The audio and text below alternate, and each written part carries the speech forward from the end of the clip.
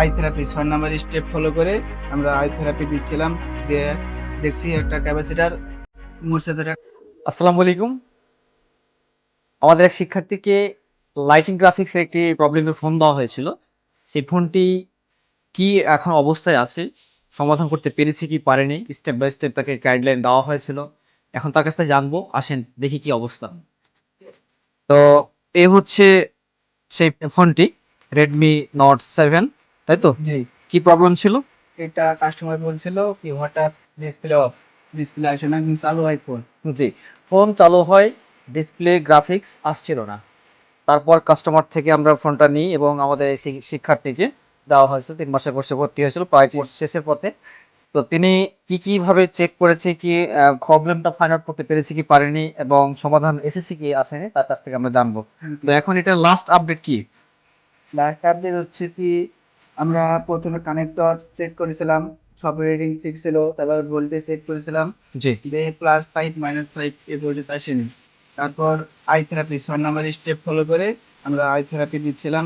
দিয়ে দেখছি একটা ক্যাপাসিটার মুছে ধরে খাওয়া পড়ে গেছিল। দিয়ে আমরা বিটম্যাপে ক্যাপাসিটার দেখছিলাম, বিটম্যাপে ক্লিক করার পর দেখছি এটা পাওয়ার আইসিতে চলে গেছে। এটা পাওয়ার আইসিতে গ্রাফিক্স লাইটিং সব আইসি পাওয়ার আইসিতে ছিল। তারপরে পাওয়ার আইসি থেকে যাওয়ার পর তারপর দেখলাম ওই ক্যাপাসিটার রিমুভ করছি। তারপরে এই কানেক্টরে +5 -5 ভোল্ট আসছে। দিয়ে অলরেডি এখন চালু হচ্ছে। জি, তো একটু দেখান তাহলে।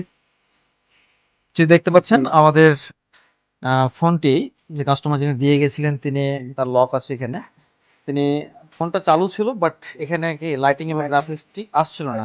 তারপর আমাদের সেই শিক্ষার্থীকে দিয়েছিলাম, তারপর তিনি কি স্টেপ বাই স্টেপ চেক করে তিনি সফলভাবে কাজটি সমাধান করেছেন।